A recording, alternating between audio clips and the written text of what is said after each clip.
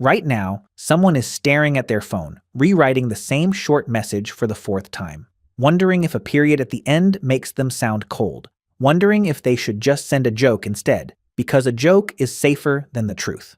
They're terrified, not of anything dangerous, of being ignored by one specific person. That fear feels modern. It isn't. It is one of the oldest feelings a human can have. And to find where it began, we have to go back millions of years, to the moment our ancestors first started to care about just one. So, when did humans fall in love for the first time? Not as a word someone wrote down, as a thing the body slowly learned to do. The first clue isn't a love letter, it's food. Somewhere around 2 million years ago, something strange starts to show up in how our ancestors behaved. A male wouldn't just eat what he found, he would carry it back, past his own hunger, past the easy meal, and give it to one particular female and her children. Not the whole group, one. And that only makes sense if he had some reason to believe those children were his. Which means there was a bond, a quiet, unspoken agreement. You are mine, and I will come back for you. That's the first love story.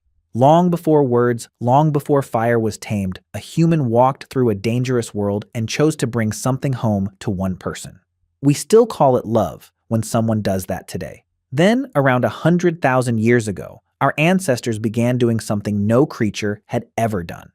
They started to decorate themselves. Seashells with tiny holes bored through them, worn as necklaces, red ochre rubbed onto skin, beads carved one at a time. None of it kept anyone alive, so why spend the time? The same reason you fix your hair before a date. It was a signal. Look what I can make. Look what I notice. Look what I am. And here is the part that's hard to shake. Some of those shell beads have been found hundreds of miles from the sea, passed from hand to hand, traded across the land until one of them ended up given to someone. 100,000 years ago, a person held out a small, beautiful thing they had carried a long way and gave it to someone they had chosen. The first, I saw this and I thought of you. But why did we, of all animals, become creatures who bond like this at all? The answer is the most helpless baby on Earth. A human child is born unable to do anything for itself and stays helpless for years, far longer than any other animal. In the ancient world, one parent alone usually wasn't enough. Two who stayed, who shared the weight, who kept coming back, their children were the ones who lived. So something shifted in what we wanted. A female wasn't only choosing the strongest male, she was choosing the one who would stay, the reliable one, the one who came back. And over countless generations, we became a species that doesn't only feel attraction, we feel attachment. That strange, stubborn pull toward one specific person who for no logical reason becomes irreplaceable.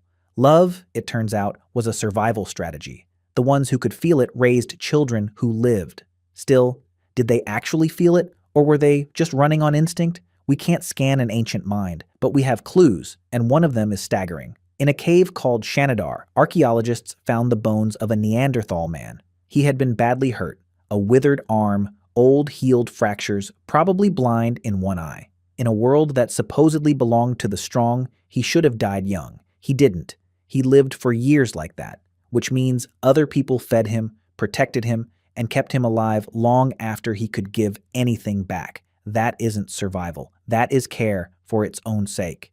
And by his time, the ancient brain was already running the same chemistry yours does. The rush of dopamine, the deep calm of oxytocin, the fierce pull of attachment. The machinery was there, the feeling was real. So here is the thing to sit with. Love is not something we invented once we had spare time. It did not arrive after the cities, the writing, the poems. It came first, before language, before farming, before history began, and it may be the thing that built all the rest. The bond between two people became a family became a tribe became everything we are. We didn't invent love after we became human. Loving each other is part of what made us human in the first place. So the next time you're holding your phone, rewriting one sentence, frightened of one person, don't be embarrassed.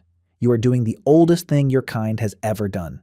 Every ancestor you have, back further than you can imagine, felt it too. They were clumsy with it and afraid of it, and they did it anyway, and every single one of them figured it out.